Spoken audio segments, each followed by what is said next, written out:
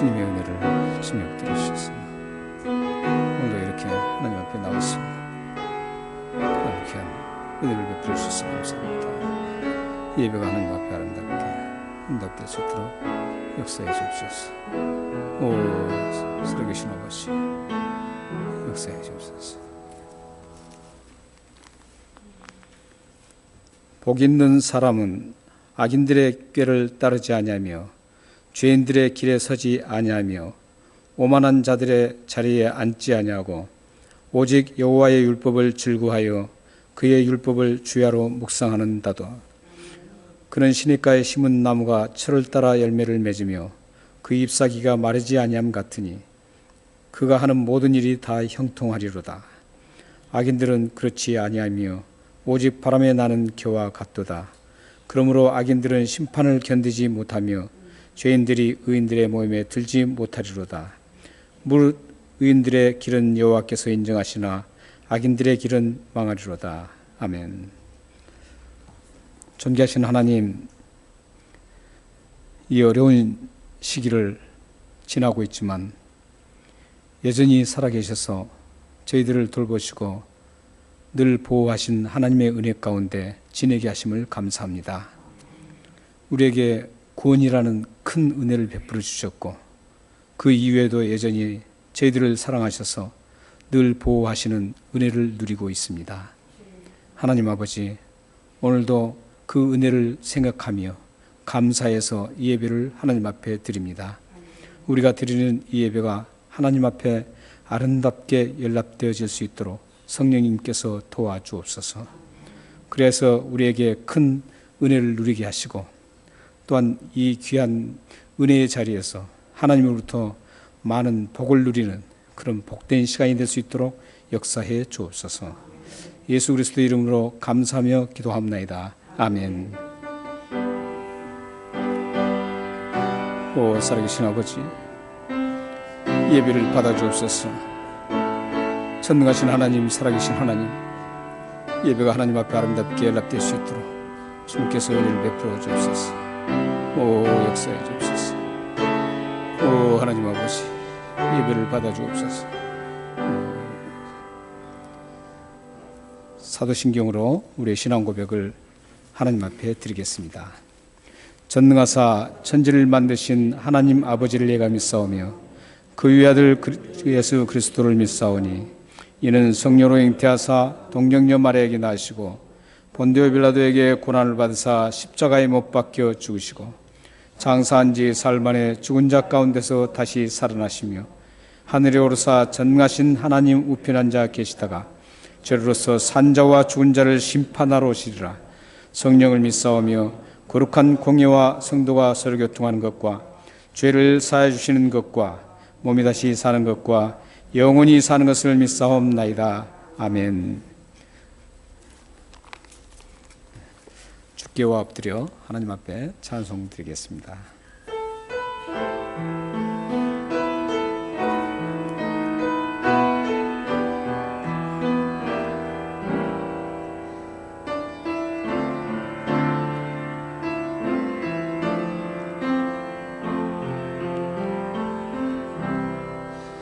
주께와 엎드려 경배 드립니다. 주 계신 곳은 기쁨 가득 무엇과도 누구와도 바꿀 수 없네. 예배 드림이 기쁨되니다. 다시 한번 하나님 앞에 올려드리겠습니다. 주께와 엎드려 경배 드립니다. 주 계신 곳엔 기쁨 가득 무엇과도 누구와도 바꿀 수 없네. 예배드림이 기쁨됩니다.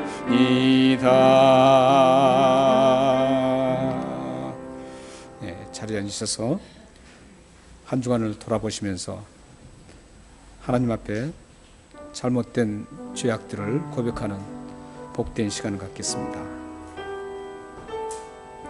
살아계신 아버지, 주님의 사랑하는 백성들이 하나님 앞에 예배드리기 전에 먼저 한 주간을 돌아보며 죄악을 토하고 있습니다. 이 고백을 하나님 아름답게 받아주셔서 사함의 은혜를 베풀어 주옵소서. 그래서 다시 한번 주님의 사람으로 힘있게 일어서서 하나님의 영광을 위해서 아름답게 사용되시는 아름다운 도구가 될 수 있도록 역사해 주옵소서. 살아계신 아버지, 이 고백을 받아주옵소서. 연중의 문을 들어주옵소서. 하나님 아버지, 긍휼을 베풀어 주옵소서. 은혜를 베풀어 주옵소서. 살아계신 아버지, 연중을 주시고 주님의 은혜를 베풀어 주옵소서. 아버지, 하나님 아버지, 하나님 아버지, 주여 하나님 주시옵소서. 모시고 하나님 들어주셔서 들어주셨도록 도옵소서. 좋으신 하나님, 생존하신 하나님 앞에 한 주간을 돌아보며 생생하게 저희 마음을 관찰하시고 우리의 말과 행동들을 보셨던 하나님 앞에 나약해서 쓰러진 저희들의 모습을 하나님 앞에 고백드렸습니다. 하나님, 이 고백을 받으시고 사함의 은혜를 허락하여 주옵소서. 그래서 저희들이 예수 그리스도의 보혈로 구원받은 저희 백성답게 이 세상을 성결하게 살아갈 수 있도록 역사해 주옵소서. 또한 저희들의 그런 아름다운 삶을 통해서 하나님의 영광이 드러나게 하시고 저희들의 후손과 저희들의 삶이 하나님 앞에 아름답게 사용되어지는 귀한 도구가 될 수 있도록 역사해 주옵소서. 예수 그리스도의 이름으로 감사하며 기도합나이다. 아멘. 찬송 321장 말대수하신 예수께 찬양 드리겠습니다.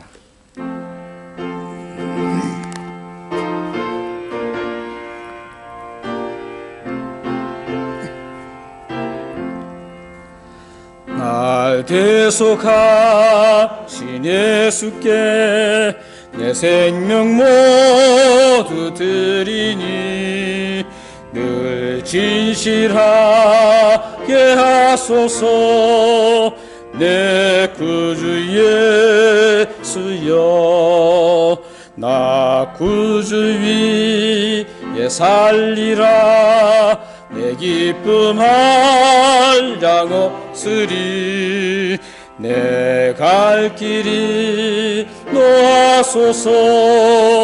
내 구주 예수여, 날 구원하신 예수를 일평생 의지하오니 날 영접하여 주소서. 내 구주 예수여, 나 구주 위에 살리라. 내 기쁨할 양 없으리. 내 갈 길이 노하소서. 내 구주 예수여, 주 십자가에 달리사 날 자유하게 했으니 내 몸과 마음을 주님께 다쓰게 하소서. 나 구주 위에 살리라. 내 기쁨할 양 없으리. 내 갈 길이 노하소서. 내 구주 예수여. 아멘.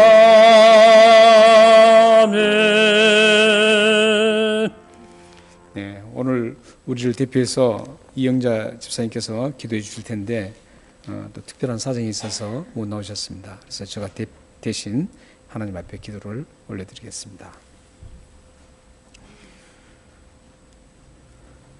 하나님 아버지 감사합니다. 하나님은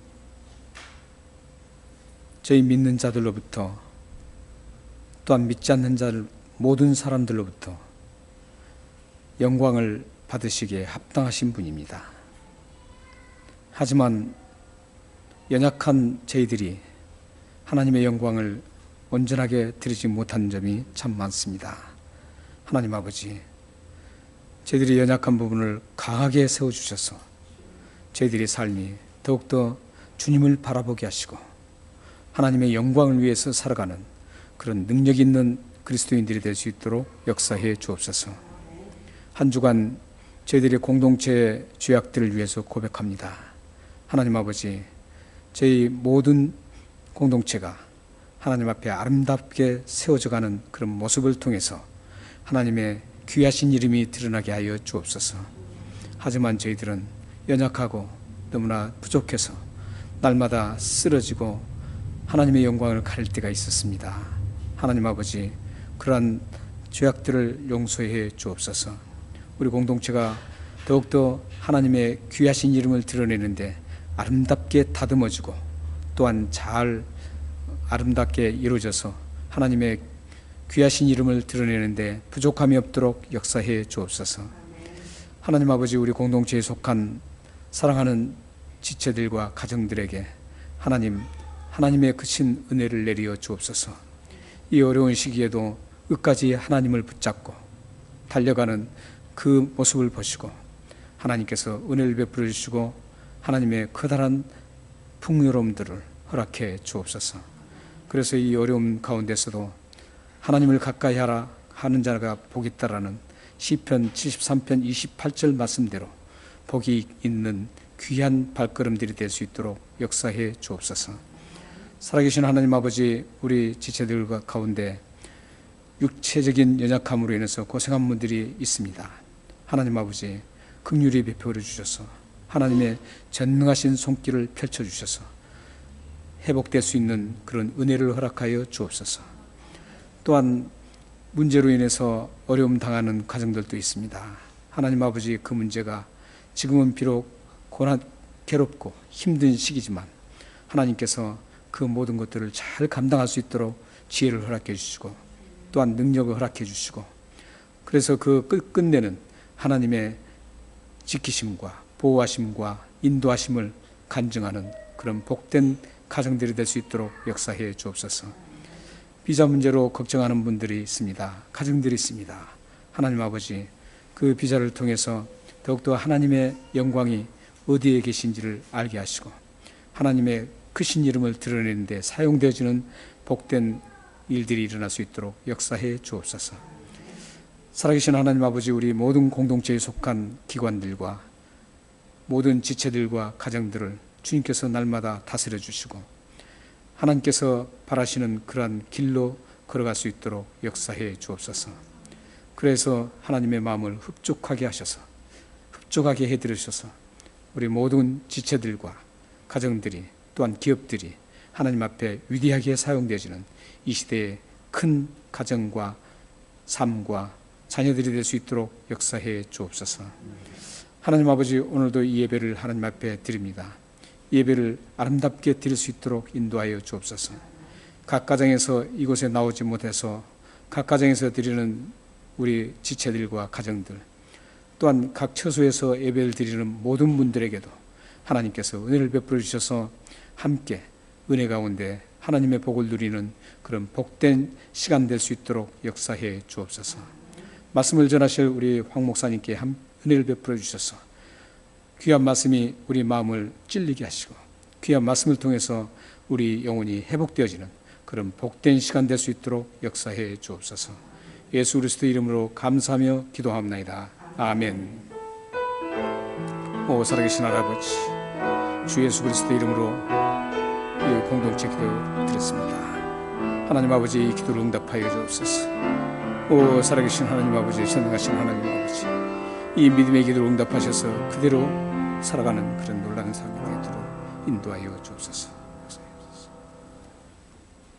예, 살아계신 하나님 말씀은 신약성경 309쪽에 있는 갈라디아서 5장 16절에서 23절 말씀 함께 합독을 하겠습니다.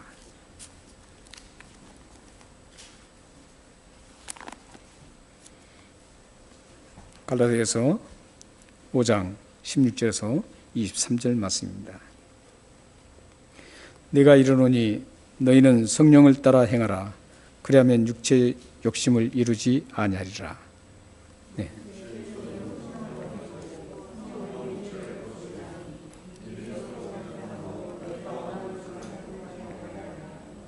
너희가 만일 성령의 인도하시는 바가 되면 율법 아래 있지 아니하리라.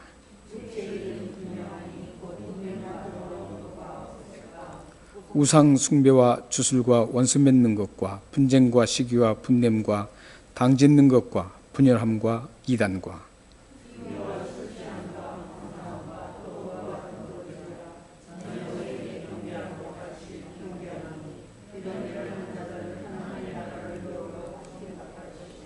오직 성령의 열매는 사랑과 희락과 화평과 오래 참음과 자비와 양성과 충성과 아멘. 우리 황흥수 목사님 나오셔서 말씀을 전해 주시겠습니다.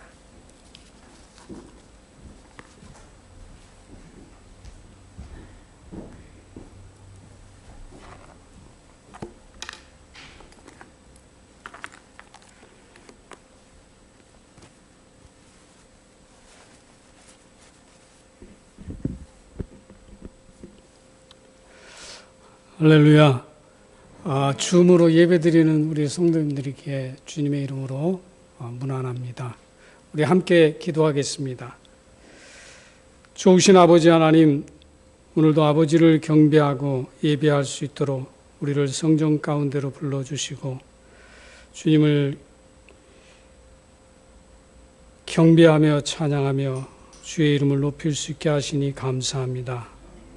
이 자리에 주님이 함께 하시오니 저희들 행복하고 저희들 든든하고 또 저희들의 앞길에 대한 두려움이 없음을 주님 앞에 고백합니다. 주께서 이 시간도 함께 하심을 감사하며 말씀을 전하는 종과 듣는 우리 모든 성도들이 그리스도 안에서 아버지의 말씀을 깨닫고 그것을 우리 삶 속에서 열매로 하나님 앞에 영광 돌릴 수 있게 하여 주시옵소서. 특별히 이 코로나로부터 우리 성도들 모두를 지키시고 보호해 주셔서 하나님 앞에 큰 영광을 돌려드리며 주의 은혜로 살아감을 감사하는 저희 모두의 삶이 되게 해 주시옵소서. 예수님의 거룩하신 이름으로 감사하며 기도했습니다. 아멘. 오늘 설교 제목은 성령에 의한 삶이라고 하는 제목입니다.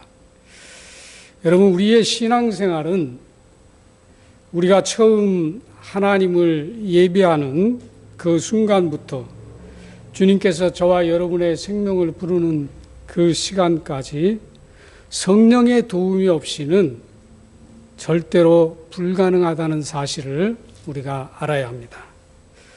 그러므로 우리는 먼저 우리의 신앙생활의 각 부분에서 성령이 얼마나 우리에게 필요한지, 필수적인지 그 사실을 먼저 알고 말씀을 듣기 원합니다.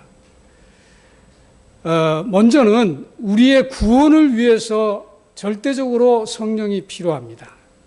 뒤에 나오는 말씀은 여러분이 나중에 참고하시기 바랍니다. 우리의 성화를 위해서도 성령이 절대적으로 필요하고 하나님을 아는 것을 위해서도 그리고 하나님의 뜻을 알기 위해서도 그리고 우리의 사역을 위해서도 우리의 믿음을 위해서도 우리의 예배를 위해서도 우리의 기도를 위해서도 우리의 영적 전쟁의 승리를 위해서 그리고 우리의 회개를 위해서 절대적으로 성령의 도움이 없이는 이 모든 것은 불가능합니다. 물론 우리가 할 수는 있어요. 그러나 그것은 주님과 아무 관계가 없습니다. 거기에는 어떠한 하나님의 역사도 나타나지 않습니다. 하나님이 우리를 향하신, 교회를 향하신 열매도 없습니다. 그렇기 때문에 지금 제가 나열할 이 모든 것 속에는 우리가 성령의 절대적인 필요가 있어야, 도움이 있어야 된다 하는 사실입니다. 또한 성령에 의한 삶의 중요한 부분 중 하나는 성령과의 교제입니다. 그러므로 성경은 여러 곳에서 우리가 성령과의 친밀한 교제 가운데 거하면 그분의 인도하심에 순종하는 삶을 살게 될 것이다라고 말씀합니다. 우리 빌립보서, 오늘 성경은 여러분 읽지 마시고 제가 그냥 이렇게 설명하는 걸로 하겠습니다. 빌립보서 2장 1절에 보면 성령의 무슨 교제나 라고 하는 말이 있습니다. 고린도후서 13장 13절에도 성령의 교통하심이, 갈라디아서 5장 16절에는 성령을 따라 행하라 라고 하는 말씀이 있고요. 갈라디아서 5장 25절에는 성령으로 행할지니 라고 하는 말이 있습니다. 이 모든 말씀은 우리가 성령과의 친밀한 교제를 강조하고 있는 말씀입니다. 그래서 갈라디아서 5장 16절에 성령을 따라 행하라 라고 하는 것은 영어 성경에서는 성령과 함께 걸으라 라고 하는 뜻입니다. 그리고 갈라디아서 5장 25절에 성령으로 행할지니 라고 하는 말은 keep in step with라 그래서 성령과 함께 보조를 맞춰라 라고 하는 말입니다. 그러니까 우리가 성령을 앞질러서 우리가 신앙생활에서도 안 되고 성령을 뒤따라서도 신앙생활해서도 안 되고 오직 성령과 함께 보조를 맞춰가면서 성령의 인도함 속에 우리가 신앙생활을 하라는 것입니다. 이것이 성령과의 교제입니다.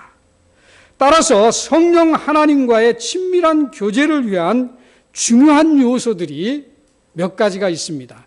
우리가 성령과의 친밀한 교제를 가지려고 한다면 적어도 이 몇 가지의 조건이 저와 여러분에게 주어져야 우리가 성령과의 친밀한 교제를 가질 수가 있습니다. 그 첫 번째는 우리는 성령 하나님과의 친밀한 교제를 위해서 지속적으로 기도의 생활을 해야 합니다. 듣는 훈련을 해야 합니다. 복종하는 삶을 살아야 합니다. 이것이 성령과의 교제를 가지는 가장 필수적인 조건 중에 하나입니다. 기도의 생활, 듣는 훈련, 복종하는 삶. 이 기도의 생활이라고 하는 것은 저와 여러분의 삶의 필요를 간구하는 이 기도는 포함이 되지만 그것보다도 하나님의 뜻을 알고 하나님을 알기 위한 기도의 생활을 말하는 것입니다. 그러니까 좀 더 차원이 깊은 그런 것을 말하는 것이죠. 여러분, 저와 여러분이 어떤 연인과의 교제를 나누는데 우리가 연인과의 교제를 나눌 때에 그 여인을 알기 위해서 대화를 하는 것이 중요한 것이지 그 여인으로부터 무엇을, 그 남성으로부터 무엇을 받아내기 위해서 교제하고 대화하는 것은 그것은 오래 못 가는 것이죠. 진실한 것이지 아니죠. 우리가 여인과 대화를 나누고 남성과 대화를 나눌 때에는 우리가 그가 누구인지를 알기 위해서 대화를 나눠야 합니다. 오늘 우리의 기도도 거기에 포커스가 맞춰져야 되는 거죠. 그래서 우리의 성령 하나님과의 친밀한 교제를 위해서는 기도의 생활, 듣는 훈련, 그 다음에 복종하는 삶이 필수다라고 하는 겁니다. 하나님은 모든 일에 있어서 당신의 주도권을 가지시고 우리를 성령께로 인도하십니다. 그러므로 우리가 해야 될 일은 하나님을 뜻을 알기 위해서 날마다 하나님을 찾아야 합니다. 그리고 하나님께서 저와 여러분에게 하나님의 뜻을 알려주셨다고 한다면 우리의 전 삶을 다해서 저와 여러분이 가지고 있는 모든 것을 다해서 그 일에 동참해야 합니다. 그리고 이러한 삶을 살기 위해서 반드시 우리는 순간순간 자기 중심적인 삶을 내려놓고 성령께 주도권을 드리는, 즉 복종하는 삶을 살아야 합니다. 이것이 로마서 6장 4절로 12절에 나오는 말씀입니다. 여러분, 바울은 이 로마서를 통해서 우리에게 이렇게 말합니다. 우리의 옛사람은 이미 예수님과 함께 십자가에 못 박힘을 받았다. 그러므로 사도 바울은 우리의 옛사람이 이미 죽었음을 저와 여러분이 인식하라고 말합니다. 그리고는 이제 우리의 삶을 우리의 죄된 본성, 옛사람에게 순종하지 말고 하나님께, 성령께 순종하라, 이렇게 말합니다. 그러면서 로마서 8장 5절로 9절에서 이렇게 말합니다. 육신을 따르는 자는 육신의 일을, 영을 따르는 자는 영의 일을 생각하나니 육신의 생각은 무엇입니까? 사망이요, 영의 생각은 생명과 평안이니라. 육신의 생각은 하나님과 원수가 되나니 이는 하나님의 법에 굴복하지 아니할 뿐만 아니라 할 수도 없음이라. 육신에 있는 자들은 하나님을 기쁘시게 할 수 없느니라. 쭉 나가서 누구든지 그리스도의 영이 없으면 그리스도의 사람이 아니라. 여기에서 그리스도의 영이라고 하는 것은 예수 그리스도의 영을 말하는 게 아니라 영어 성경에 보면 The Spirit라 그래서 대문자로 썼습니다. of Christ. 그리스도의 영이라고 하는 것은 성령을 가리켜서 말합니다. 그런데 성령이 우리 속에 있지 아니하면 뭐라고요? 그리스도의 사람이 아니라, 영어 성경은 그리스도에게 속하지 아니했느니라, 이렇게 말하고 있습니다. 여러분, 육신에 순종하는 사람은 그 중심에 육신의 것을 추구합니다. 우리 본문 19절로 21절에 보면 육체의 일에 대해서 이렇게 설명합니다. 음행과 더러운 것과 호색과 우상숭배와 주술과 온수 맺는 것과 분쟁과 시기와 분냉과 당짓는 것과 분열함과 이단과 투기와 술취함과 방탕함과, 그러면서 그 뒤로 쭉 나가니까 이런 일을 하는 자들은 하나님의 나라를 유업으로 받지 못할 것이라. 그리고 육신에게 자신을 순종한 결과는 죽음입니다. 영원한 멸망입니다. 이 말은 우리가 한 번 넘어진다고 해서 지옥에 떨어진다는 그런 말은 아닙니다. 그러나 육신에 자신을 순종하는 삶을 지속할 때에 거기에는 하나님의 생명이 함께하지 않는다라고 하는 말입니다. 그래서 영어 성경은 이런 일을 하는 자들, 앞에서 언급한 그런 일을 하는 자들을 뭐라고 말했냐면 those who live like this라고 그랬습니다. 그래서 현재형을 썼어요. 계속해서 지속적으로 이러한 일들을 행하는 자들은 하나님의 나라를 유업으로 받지 못할 것이라고 하는 거예요. 다시 말해서 구원을 이루지 못한다는 것입니다. 여러분, 우리가 구원이라고 하는 것은 예수 그리스도를 구세주로 영접하면 우리 모두가 구원을 얻습니다. 근데 이 말씀과 연관을 시킨다고 한다면, 즉 구원받은 자들은 이런 일을 하지 않는다는 거예요. 지속적으로. 우리가 한두 번 정도는 할 수 있고 실수는 할 수 있으나 이 앞에 언급된 일들을 지속적으로 저와 여러분이 지금 행하고 있다고 한다면 그 사람은 구원을 아직 이룬 사람이 아니라라고 말해도 틀림이 없습니다. 이것은 바로 육체의 일입니다. 육체에 순종하는 사람들의 특징입니다. 반면에 성령께 순종하는 사람은 그 중심에 하나님의 일을 추구합니다. 그리고 그 결과는 성경에 보니까 생명이라고 말했고, 그런 삶에는 성령의 열매가 있느니라. 그래서 본문 22절로 23절에 성령의 열매에 대해서 자세히 설명하고 있지 않습니까? 또한 하나님은 이렇게 성령께 순종하고 자신의 삶을 드리는 자들에게는 자신을 계시하시겠다고 말씀합니다. 그리고 그들을 하나님과 성령과의 친밀한 교제 가운데로 인도하시겠다. 그래서 우리 요한복음 14장 20절, 21절, 23절에 보면 이런 말씀이 나옵니다. 나의 계명을 지키는 자라야 나를 사랑하는 자니 나를 사랑하는 자는 내 아버지께 사랑을 받을 것이요 나도 그를 사랑하며, 중요한 말씀은요, 그에게 나를 나타내리라. 하나님의 말씀에 순종하고 성령과의 깊은 교제를 갖는 자들에게 하나님께서 자기 자신이 사랑하는 것은 둘째치고 그에게 당신을 계시했다고 하시겠다고 말씀합니다. 여러분, 우리가 신앙생활하면서 하나님의 뜻을 아는 것은 매우 중요합니다. 물론 우리가 성경에는 인류를 향하신 하나님의 뜻이 이미 선포되어져 있어요. 그러나 저와 여러분이 살아가면서 개인적으로 또 교회적으로 우리는 끊임없이 하나님의 뜻을 알아야 합니다. 근데 그 하나님의 뜻을 알기 위해서는 우리가 성령과의 깊은 교제를 가질 때에 가능하다는 얘기예요. 그러면서 예수께서 대답하여 이르시되 사람이 나를 사랑하면 내 말을 지킬 것이라, 영어 성경은 오베이라 그래서 복종할 것이라 라고 말합니다. 그러면서 그 다음에 내 아버지께서 그를 사랑하실 것이요.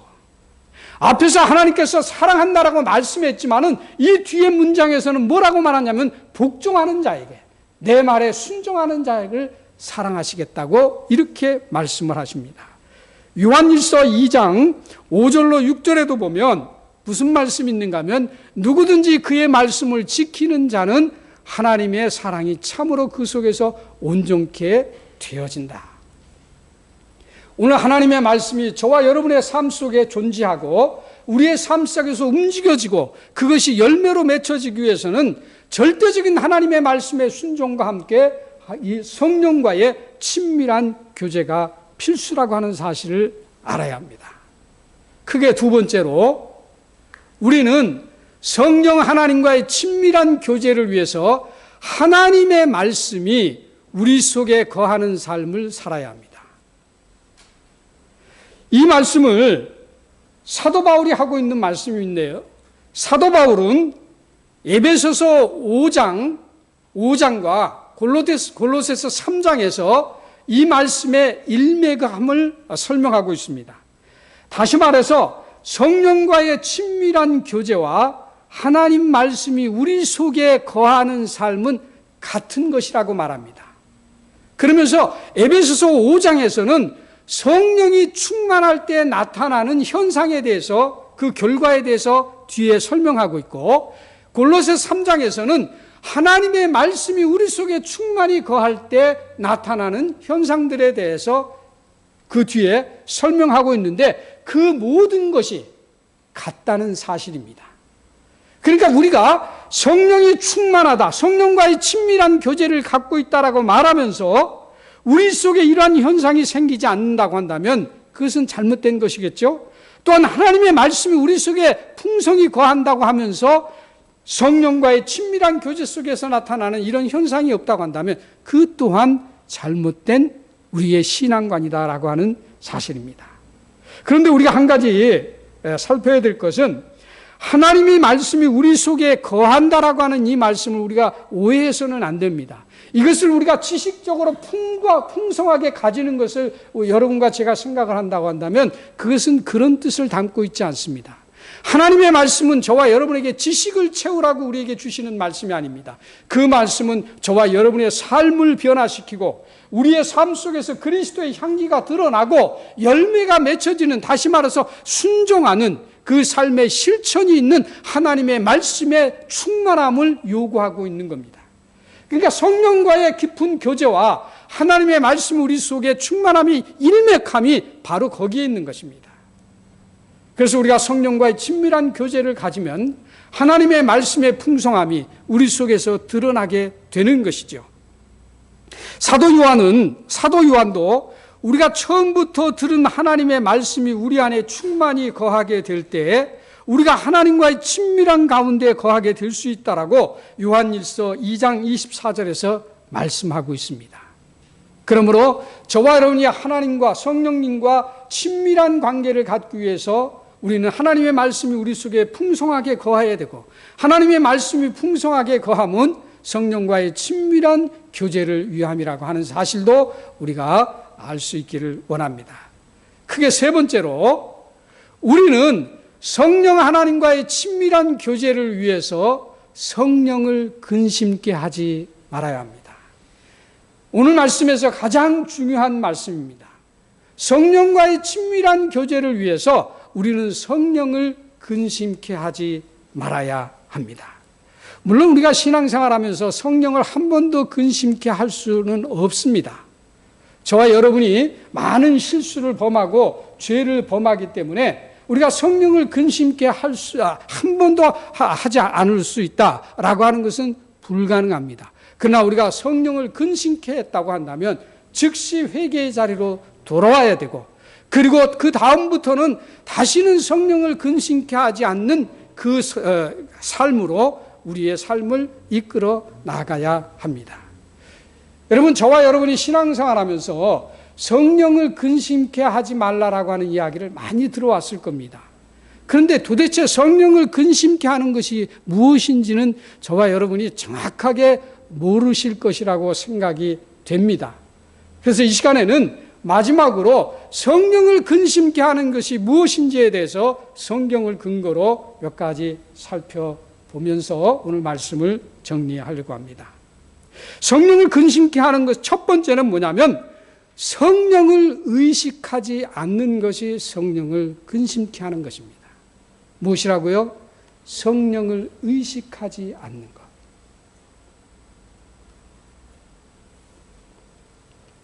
에베소서 6장 18절에 보면 모든 기도와 간구를 하되 항상 성령 안에서 기도하고 이를 위하여 깨어 구하기를 항상 힘쓰라라고 하는 말씀이 있습니다. 이 항상이라고 하는 것은 영어 성경은 모든 경우에 라고 이렇게 표현을 하는데요. 성경은 항상 성령 안에서 기도하라고 합니다. 우리가 기도할 때에 성령 안에서 기도하라는 거예요. 성령 안에서. 그러면 성령 안에서 기도한다는 말이 도대체 무엇일까 하는 것이죠. 이 성령 안에서 기도하라는 것은 항상 성령을 의식하라는 겁니다. 우리의 삶 속에서, 우리의 기도 가운데서 성령을 항상 의식하라는 얘기예요. 다른 말로 말하면 항상 성령께 저와 여러분이 예민하게 깨어 있으라는 사실입니다. 반면에 우리가 성령께 깨어 있지 아니하고 성령을 의식하지 않게 될 때에 우리는 성령을 근심케 하는 것입니다. 제가 어느 책에서 이런 예화를 읽은 적이 있습니다. 물론 이건 예화입니다. 사실이 아닙니다. 어느 목사님께서 교회 한 집사님의 집에 갈 기회가 있어서 약속을 하고 갔습니다. 문을 두드려도 대답이 없는 거예요. 여러 차례 문을 두드려도 아무 안에서는 인기척이 없습니다. 그래서 혹시라도 해서 문을 이렇게 열어보니까 현관문이 열리는 거예요. 그래서 들어갔습니다. 들어갔더니 아내는 부엌에서 아주 맛있는 음식을 만들고 있었고 남편과 자녀들은 TV를 보면서 참으로 행복한 시간을 보내고 있는 거예요. 그래서 목사님이 들어가면서 평안하셨죠? 라고 인사를 했는데 누구 하나 목사님에게 눈길을 주는 사람이 없었고 대답하는 사람도 없었습니다. 한참을 그들에게 이야기를 걸어도 누구 하나 대답하는 사람이 없어서 시간이 지나 목사님이 그냥 나왔습니다. 그리고 그 다음 주에 교회에서 그 집사님 가정을 만난 겁니다. 그랬더니 그 가정 식구들이 목사님 한 주간 평안하셨습니까? 라고 현관에서 인사를 했습니다. 여러분, 이거는 책에서 나온 얘기지만 꾸민 이야기입니다. 오늘 저와 여러분이 성령을 어떻게 대하느냐? 그렇게 대한다는 이야기예요. 저와 여러분이 필요할 때만 성령을 찾고 성령은 저와 여러분이 늘 깨어서 있기를 원하고 성령에 대해서 예민하기를 원하고 성령의 반응에 즉각적인 응답이 있기를 원하는데 오늘 저와 여러분의 삶은 어떠냐? 성령과는 무관한 삶을 저와 여러분이 살다가 교회만 와서 그 순간 자기의 필요를 위해서 성령을 찾는 그것이 오늘날 저와 여러분의 신앙생활이라고 하는 것을 비꼬기 위해서 그리고 그것을 채찍하기 위해서 예화를 썼다라고 하는 사실입니다. 여러분, 우리의 일상생활에서는 성령을 전혀 의식하지 않는 것, 이것은 참으로 위험한 신앙생활입니다. 그리고 성령을 철저하게 무시하고 저와 여러분의 필요에 따라서만 성령을 추구하는, 성령의 필요를 찾는 이 신앙이야말로 저와 여러분이 이제는 버려야 할 신앙이고, 그것이 더 깊이 들어가면 어떤 신앙이냐? 기복신앙이에요. 우리의 필요에 따라서 성령을 요구하는 이 신앙에서 이제는 우리가 벗어나야 합니다. 두 번째로, 성령을 단순한 능력이나 병고침 또는 감화 정도로 취급하는 것, 이것이 성령을 근심케 하는 것입니다. 요한복음 14장 16절에 예수님께서 뭐라고 말씀하시냐면, 내가 아버지께 구하겠으니 그가 또 다른 보혜사를 너희에게 주사 영원토록 너희와 함께 있게 하시리라, 그렇게 말합니다. 여기서 말하는 다른 보혜사라고 하는 것은 바로 성령을 가리켜서 말씀하십니다. 그러므로 성령은 삼위일체의 한 분으로서 우리는 성령을 가리켜서 성령 하나님이라 말씀합니다. 그래서 우리는 성령을 대할 때에 하나님께 경배하듯이 우리는 성령에게 절대적으로 경배의 마음을 가져야 합니다. 마치 우리는 성령을 대할 때 어떤 식으로 대하느냐? 우리의 필요를 채우고 우리의 어떤 연약함을 채워주고 그것에 도움을 줄 수 있는 사람으로 생각합니다. 오늘날 교회 안에 신비주의를 추구하거나 또는 이적과 기사를 추구하는 성도들이 대부분 성령을 이렇게 취급합니다. 성령은 다만 능력을 베푸는 분, 병을 고쳐주는 분, 나에게 감동을 주는 분, 이 정도 이상의 성령을 대하지 않는다는 사실이죠. 그러나 성령은 분명히 하나님이십니다. 그러므로 우리가 앞으로 우리가 성령을 대함에 있어서 지금과 같은 저와 같은 자세로 성령을 단순한 능력이나 병고침이나 감화 정도로 취급하는 이 자세에서 우리는 이제 벗어나야 합니다. 세 번째, 율법주의에 빠지는 것이 성령을 근심케 하는 것입니다. 사도 바울은 율법주의에 빠진 갈라디아 교회를 향해서 다음과 같이 말합니다. 어리석도다 갈라디아 사람들아, 너희가 성령을 받은 것은 율법의 행위로냐 듣고 믿음으로냐? 너희가 이같이 어리석으냐? 성령으로 시작하였다가 이제는 육체로 마치겠느냐? 너희에게 성령을 주시고 너희 가운데서 능력을 행하시는 이의 일이 율법의 행위에서냐 듣고 믿음에서냐? 갈라디아 교회가 바울을 통해서 성령을 경험했습니다. 그런데 이단자들이 들어와서 우리가 구원을 얻는 것은 무엇을 통해서 얻어요?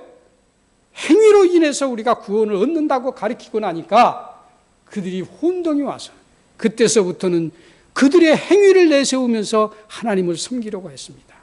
구원에 이르려고 했습니다. 그때 바울이 갈라디아 교회를 향해서 책망하는 것입니다.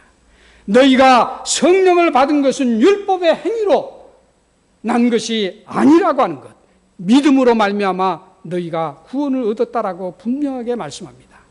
여러분, 오늘 교회 안에는 율법주의자들이 너무나 많습니다. 근데 율법을 가지고 우리가 구원을 이룰 수 있는 것은 아니죠. 율법은 저와 여러분에게 이웃에게 좋은 것을 보일 수 있습니다. 칭찬을 들을 수 있어요. 교회가 사람들로부터 좋은 인상을 줄 수 있습니다.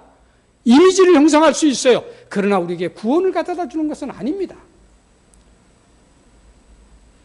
구원은 오직 예수 그리스도를 통해서 우리에게 주어지는데 그것을 알게 하시는 분이 누구예요? 성령 하나님이십니다. 그러므로 우리가 율법주의에 빠져 있다고 한다면 우리는 성령을 근심케 하는 겁니다. 네 번째, 육체의 일, 즉 자기를 즐겁게 하고 만족하는 것들이 성령을 근심케 합니다. 오늘 본문 17절에 보면 육체의 소욕은 성령을 거스리고 성령은 육체를 거스린다. 이 둘은 늘 어떻게 합니까? 싸웁니다.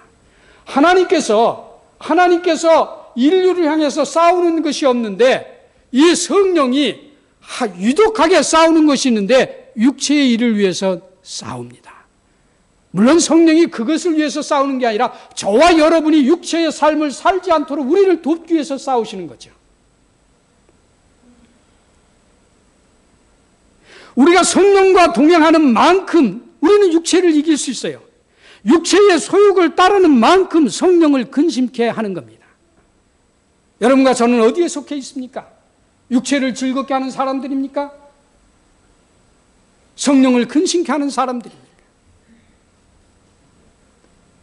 그런데 육체의 소욕은 그 종류가 너무나도 많습니다.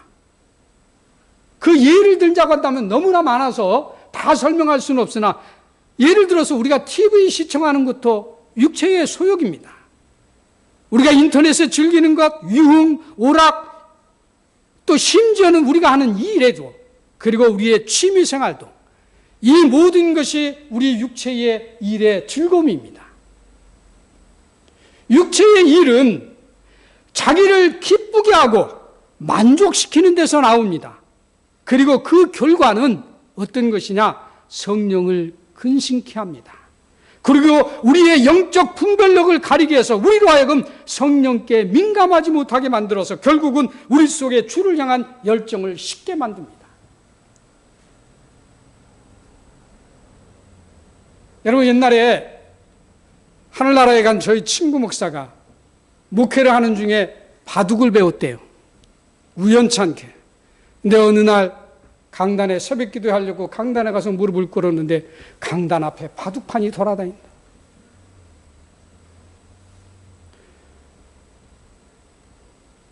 어느 날을 잠을 자는데 천장에 바둑판이 놓여져가지고 잠을 못 자게 하더라는 거예요. 여러분, 우리가 세상 것을 즐기다는 것은 우리가 살아가면서 필요합니다. 그러나 그것이 저와 여러분의 삶을 지배하고 우리의 생각을 지배하고 우리가 주님과의 관계, 성령과의 친밀한 관계를 멀어지게 만든다고 한다면 그것이 바로 육체의 일이며 자기를 즐겁게 하고 만족하는 것들이니, 만약에 저와 여러분의 삶 속에 그런 것이 지금 존재하고 있다고 한다면 당장 끊어버리시기 바랍니다. 이것은 성령을 근심케 하는 대표적인 일입니다. 마지막으로 우리가 짓는 다양한 죄들입니다. 여러분이 집에 가셔서 참고하시기 바랍니다. 에베소서 4장 17절로 32절에 우리가 짓는 다양한 죄들에 대해서 언급하고 있는데, 그것을 종합해서 얘기하면은 세 가지입니다. 하나는 윤리적인 죄들이 성령을 근심케 합니다. 이것은 살인, 도둑질, 간음, 우상숭배, 그 외에 여러 가지가 있죠. 윤리적인 것들. 두 번째는 관계적인 죄들입니다. 상대방을 용서하지 않는 것, 우리가 후욕하는 것, 꾸짖고 욕하는 것, 판단하고 비방하는 것들, 이런 것들이 관계적인 죄들이며, 마지막으로는 하나님 말씀에 불순종하는 것. 이것이 성경은 죄라고 정의하고 있습니다. 이런 것들은 성령을 근심케 함으로 말미암아 저와 여러분이 하나님과의 관계, 성령과의 관계, 예수 그리스도의 관계에 있어서 온전한 관계를 이룰 수 없게 만들 뿐만 아니라, 더 중요한 것은 우리가 신앙생활하면서 하나님의 뜻을 쫓고 하나님의 뜻을 이루기 위해서 철저하게 방해하는 것들이라고 하는 것을 꼭 기억하시기 바랍니다. 오늘 말씀을 정리합니다. 여러분, 하나님은 저와 여러분 모두가 성령에 의한 삶을 살기를 간절히 원하십니다. 다시 말해서 성령의 이끌림을 받는 삶, 성령의 통제를 받는 삶, 성령과 함께 걸어가는 삶을 하나님은 저와 여러분에게 간절히 원합니다. 그 이유는 우리의 삶과 신앙은 성령의 도움이 없이는 하나님께서 원하시고 기뻐하시는 승리의 삶을 절대로 살아갈 수 없기 때문입니다. 제가 이런 말씀을 드리면 여러분, 아니에요, 목사님, 나는 살아갈 수 있는데요, 성령의 도움 없이도. 예, 가능합니다. 그러니까 교회 안에서 문제를 일으키는 거예요. 자기의 드러내려고. 오늘날 교회 안에서 문제를 일으키는 사람들의 99% 아니 100%가 다 자기 의의를 자랑하는 사람들 아닙니까? 이런 사람은 절대로 성령의 지배하에, 성령의 교제하에 있는 사람이 아니라는 사실을 우리가 알아야 돼요. 불쌍한 사람들입니다. 그런데 그 불쌍한 사람들을 쫓아다니면서 그것이 진리인 양. 그러므로 주님은 승천하시면서 우리에게 무엇을 주시고 가셨죠? 성령. 전에도 한번 들었지만은 주님이 가시면서 그 많은 것 중에서 유독 한 가지만 주고 하는데 그것이 뭐예요? 성령. 성령으로 아니하고는 우리가 구원을 이룰 수 없을 뿐만 아니라 우리의 신앙생활이, 우리의 삶이 그리스도가 원하고 하나님이 원하는 삶을 살 수 없기 때문에 우리에게 성령을 주시고 가신 것입니다.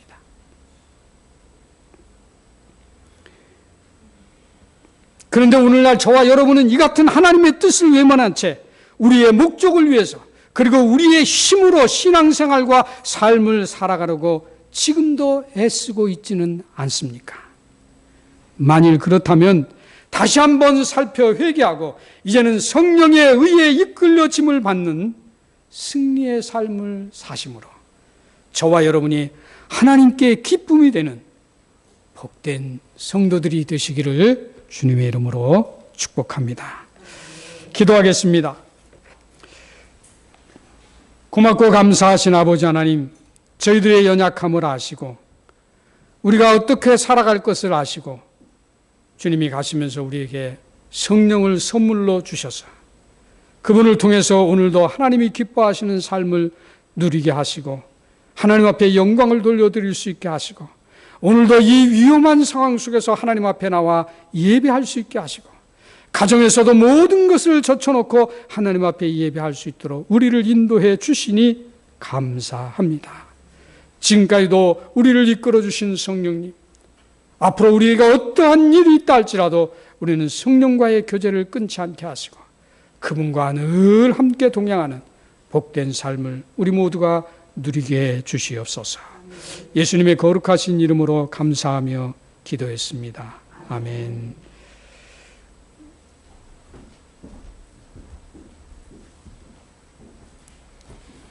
네, 살아계신 하나님 말씀을 잘 새겨들으시고 성령 기뻐하시는 그런 삶을 여러분들이 사셔서 하나님 앞에 기쁨이 되시길 바랍니다.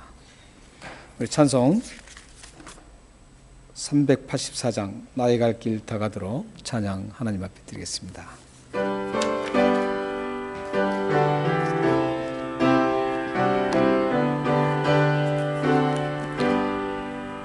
나의 갈 길 다가도록 예수 인도하시니 그의 사랑을 긍휼 어찌 의심하리요. 믿음으로 사는 자는 하늘 위로 받겠네. 무슨 일을 만나든지 만사 형통하리라.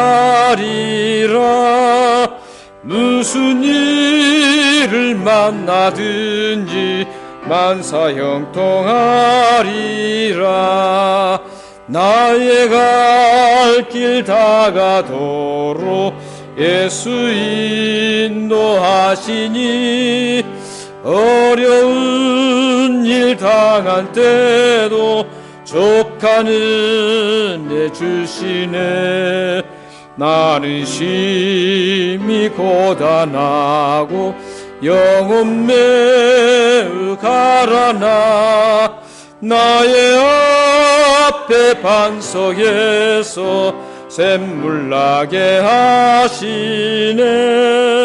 나의 앞에 반석에서 샘물 나게 하시네. 나의 갈 길 다가도록 예수 인도하시니 그의 사랑 어찌 큰지 말로 할 수 없도다. 성령 감화 받은 영혼 하늘 날아갈 때에 명령 부를 나의 찬송 예수 인도하셨네. 영영 부를 나의 찬송 예수 인도하셨네. 아멘.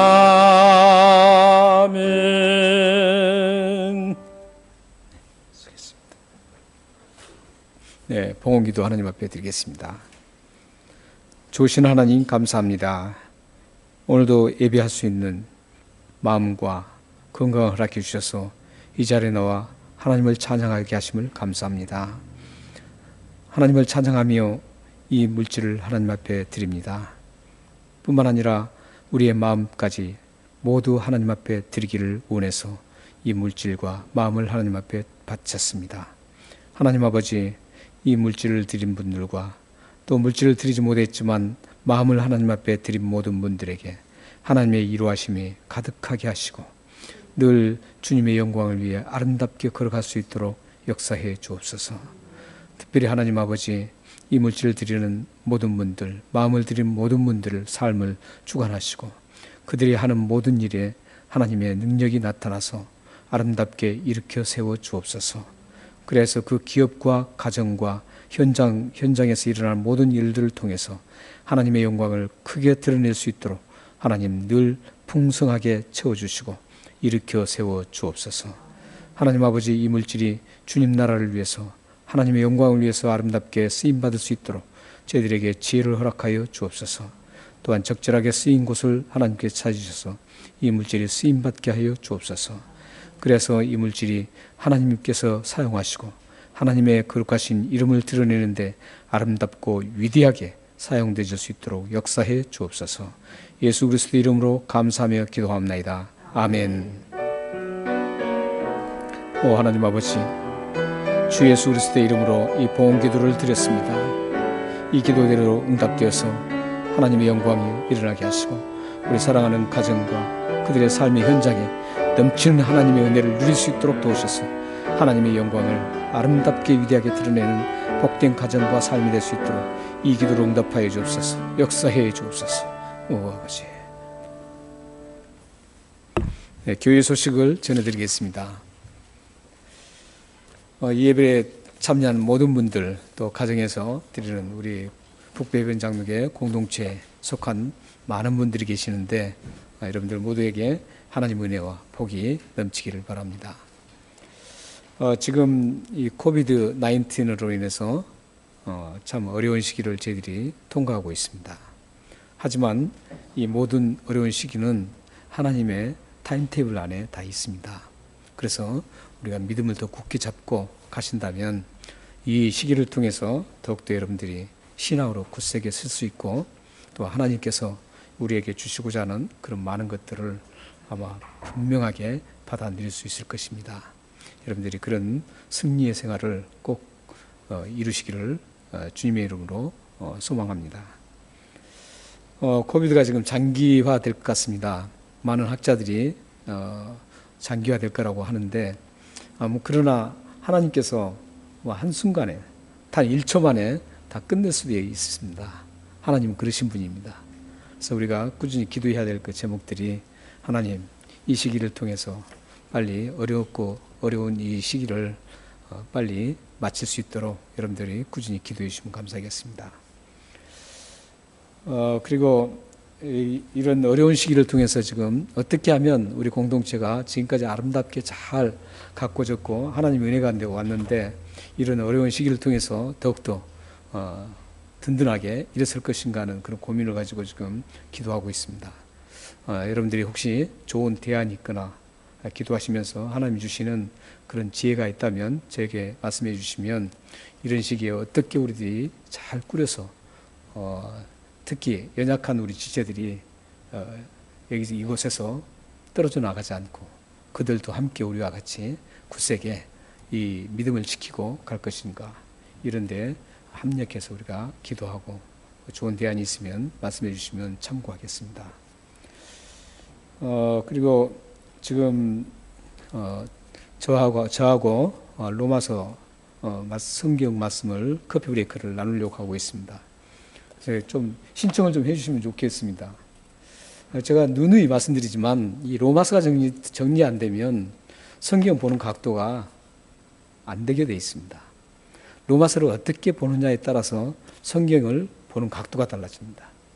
그래서 이 복음적인, 정말 이 로마서는 완전히 예수 그리스도의 그 복음적인 구속의 경륜과 하나님께서 우리에게 주시는 그 정말 개혁주의적인 어떤 그런 말씀이 이 로마서에 고스란히 담겨 있습니다.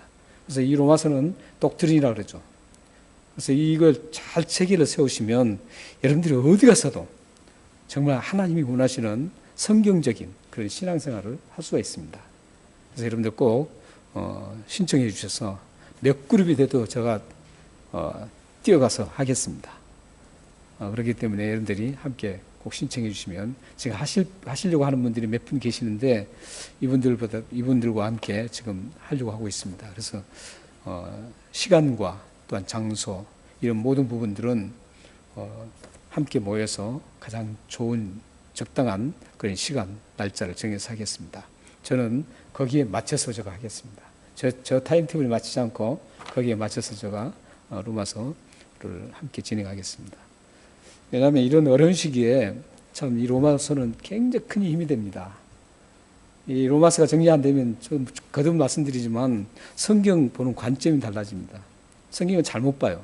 그렇기 때문에 로마서를 반드시 정리해야 될 게 우리 신앙인들입니다.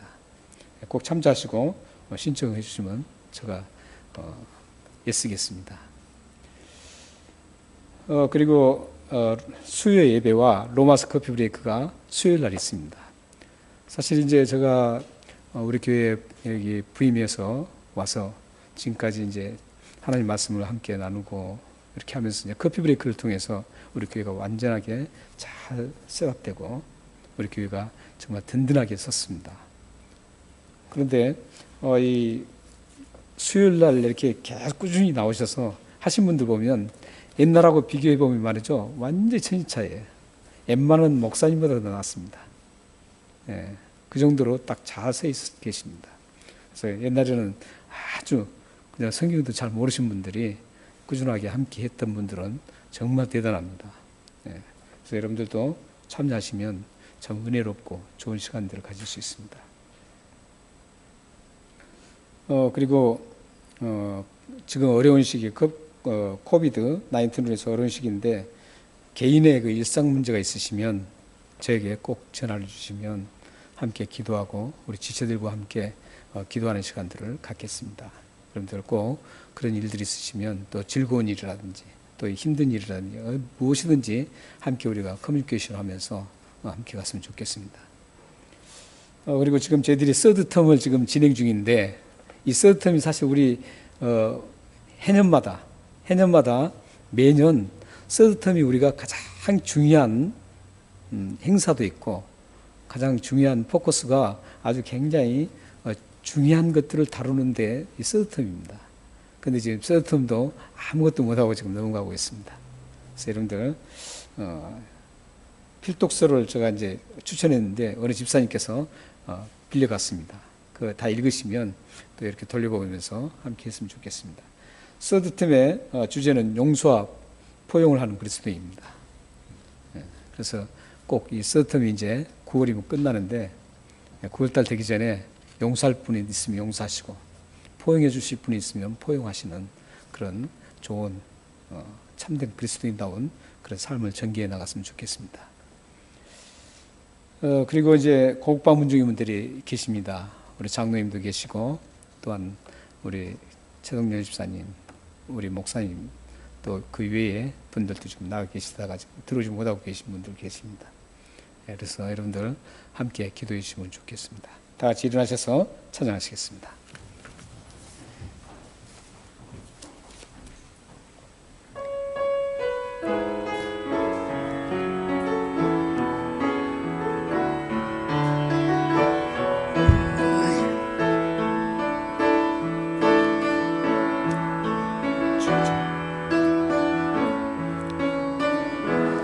오니 새롭게 하시고 주의 은혜를 부어 주소서.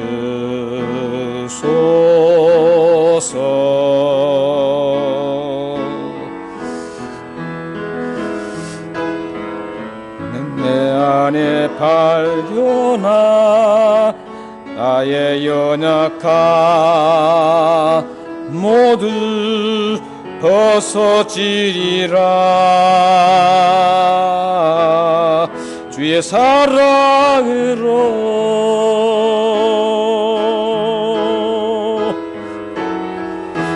주 사랑 나를 붙드시고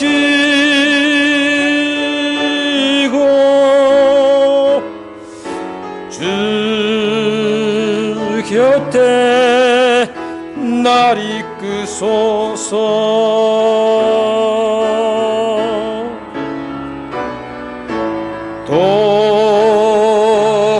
독수리 날개쳐 올라가듯 나 주님과 함께 일어나 걸으리.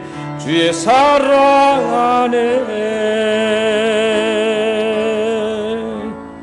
기도하겠습니다. 지금은 우리 주 예수 그리스도의 은혜와 하나님의 극진하신 사랑하심과 성령님의 감화 교제 교통하심이 성령님과 함께 동행해서 하나님의 영광스러움을 드러내고